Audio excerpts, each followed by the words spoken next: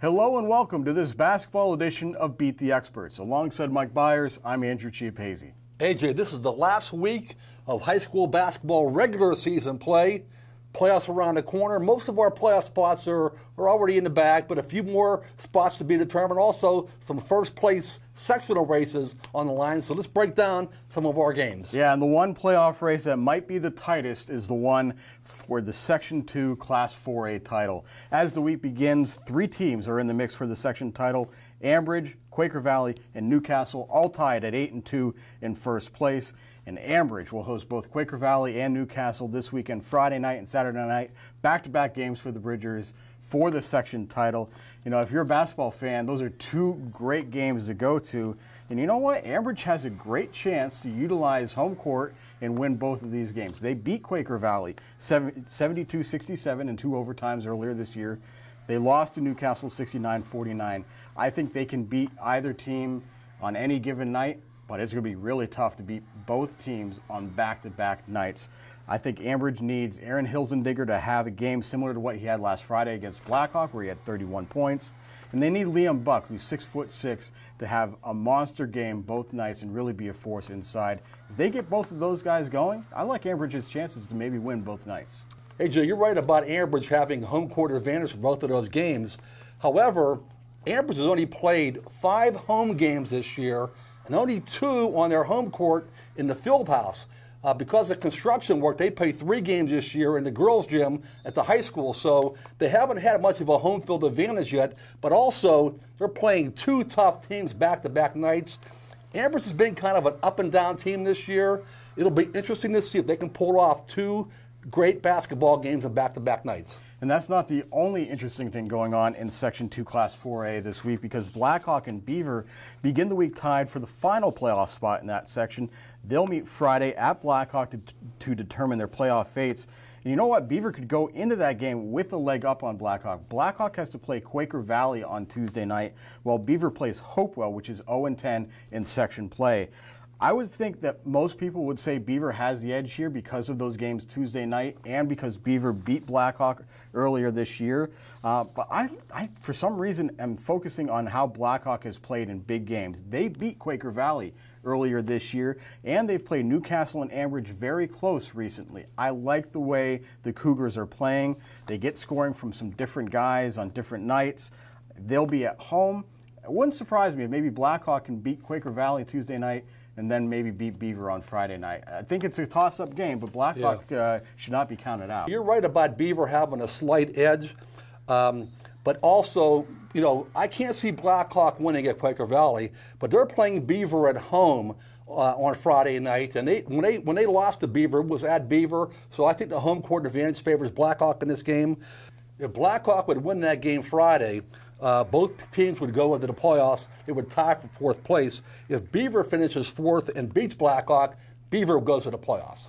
Be very interesting to see how that entire section shakes out. Another section title up for grabs during this final week of play is in Section 1A, where Cornell and Vincentian are both 10-2 starting the week in section play. They'll play each other on Friday at Vincentian. You know, Mike, Cornell was alone at the top, but they lost to Union last week, and now they fell into that tie with Vincentian setting up this final game. This should have a great pace to it. Both teams like to play up-tempo. Cornell won 84-75 the last time these 2 teams met, but I just really like the way Cornell plays. I think their tempo, their pace really fits the style of Caden DeVito and Zaire Harrison and Isaiah Langston. It fits them like a glove. They've been in this system now for 3 years. They're all outstanding juniors. I think Cornell's just in great position to win Friday night and win the section title. Yeah, Cornell has not won a section title since 2005. That was a strange year because they went 10-2 in section play that year, but were 12-11 overall. They played a real tough non-section schedule. Vincentian, for a long time, was a very dominant Class A power in the WPIAL. They won WPIAL titles, I think, in 2011, 2013. They have a different coach now than then.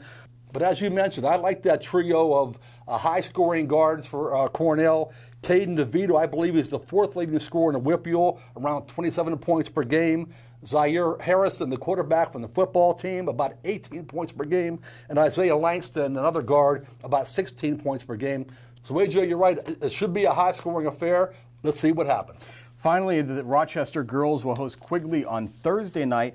Rochester leads Section 1 1A with a 10-1 record in conference play. Quigley is second at 8-2. You know, Rochester had a chance to secure the section title outright last week, but they lost to Vincentian 55-50, and that left the door open for Quigley to at least claim a share of the section title if Quigley can not only beat Rochester on Thursday, but beat Vincentian Monday night. I just don't know if the matchup here is going to favor Quigley in this game. Both of these are outstanding teams. Quigley and Rochester have really established themselves as a class of this section. I just think that Rochester, with their up-tempo style, even though Quigley likes to play fast, Rochester's Jasmine Mack, Alexis Robinson, and Corinne Hauser are just such great fits for the system that CJI Needing runs. I just think that Rochester's got a little bit of an edge in this game. Yeah. AJ, in 2010 was the last time that Rochester shared a section championship. That was with Quigley. They were both 9-1 that year. Every year since then, Quigley has won that section outright. In 2017, it shared the section with Cornell. Quigley's run basically has been 7 straight years of winning the section championship or sharing it. It's going to come to the end this year, I think. I was at that game a few weeks ago when Rochester won 66-51. Taylor Kirshner for Quigley is a great player, a great senior, one of the top 10 scorers in WIPUL, like 21 points per game. But as you mentioned, Rochester has those three very good players in Alexis Robinson, Jasmine Mack, and Corinne Hauser, that fab freshman. I just think right now Rochester has a better team from top to bottom, and I believe they're going to win that section, their first section title since 2010. Well, this should be a fun week wrapping up section play. Playoffs start next week, and that does it for this week's episode of Beat the Experts. You can keep track of all of our games on timesonline.com. Please join us at noon Wednesday and Thursday for the next editions of Game On. So for Mike Bires, I'm Andrew Chiappazzi. That does it for now. We'll see you again soon.